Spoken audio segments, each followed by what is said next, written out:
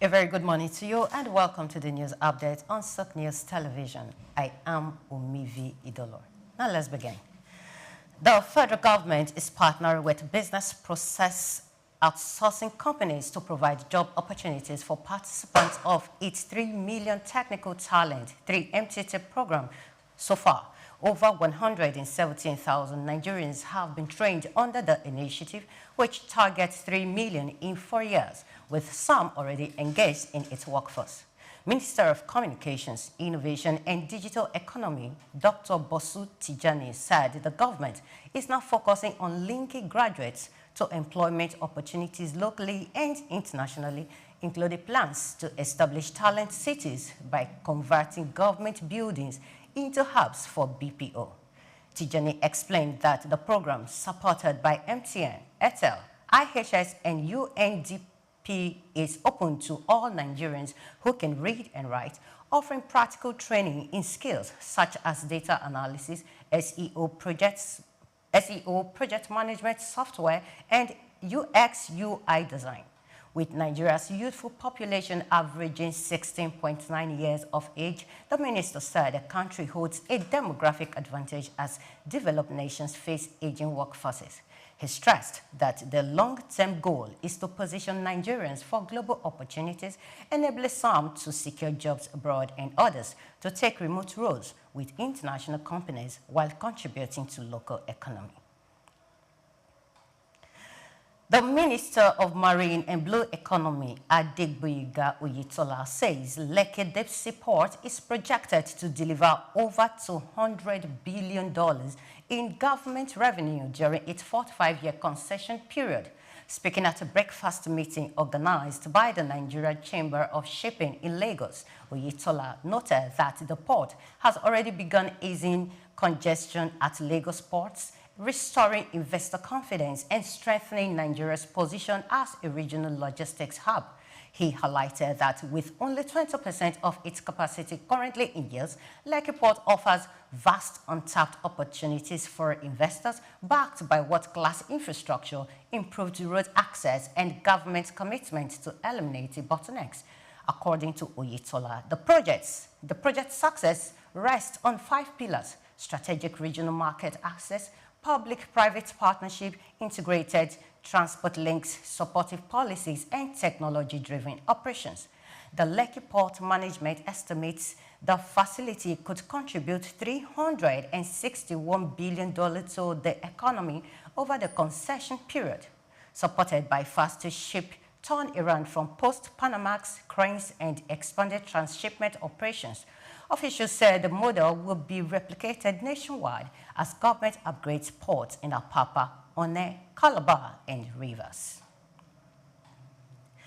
The National Information Technology Agency, NITDA, says Google, Microsoft, TikTok, and other major tech firms deactivated over 13.5 million accounts in 2024 as part of compliance with Nigeria's Code of Practice for Online Safety.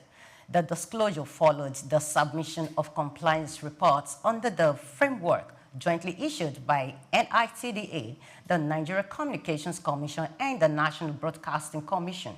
According to the reports, users filed 754,629 complaints last year, resulting in the removal of more than 58.9 million harmful content items, while 420,439 were restored after successful appeals. NITDA described the compliance as a milestone in building a safer digital space, stressing that the figures showed platforms' commitment to protecting Nigerians' users in line with the code and their community guidelines. The agency commended the companies for transparency but noted that addressing online risks such as misinformation, cyberbullying, and fraud requires stronger collaboration among regulators, platforms, and civil society. The Chinese ambassador to Nigeria, Dong Hai Yo, the Consul General in Lagos, Yong King Yon, have visited the Ogun-Guangdong Free Trade Zone as part of efforts to strengthen Nigeria-China relations. The zone, established as a hub for trade and industrial cooperation, has attracted foreign direct investment, created jobs, and facilitated technology transfer over the years. Ambassador Yo described OGFTZ as a symbol of the strong partnership between both nations, praising its role in industrial growth and economic development. He also referenced President Tinubu's recent visit to China, during which both leaders agreed to elevate bilateral ties to comprehensive strategic partnership covering agriculture, trade, investment, manufacturing, and infrastructure. Yo further noted that China's zero tariff policy for African countries with diplomatic ties will create more opportunities for Nigerian exports and attract new Chinese investors, reinforcing the commitment to Nigeria's economic success. New Zealand has announced a $1.6 billion investment to modernize its defense fleet, including the purchase of 5 MH-60R Seahawk helicopters from Lockheed Martin's Sikorsky unit and 2 airborne A321XLR aircraft. Defense Minister Judith Collins and Foreign Minister Winston Peters said the acquisition is part of the government's $9 billion New Zealand dollars defense capability plan unveiled in April, which aims to nearly double defense spending to 2% of GDP within 8 years. The helicopters, valued at $2 billion New Zealand dollars, will be procured directly through the U.S. Foreign Military Sales Program, with a cabinet decision expected next year.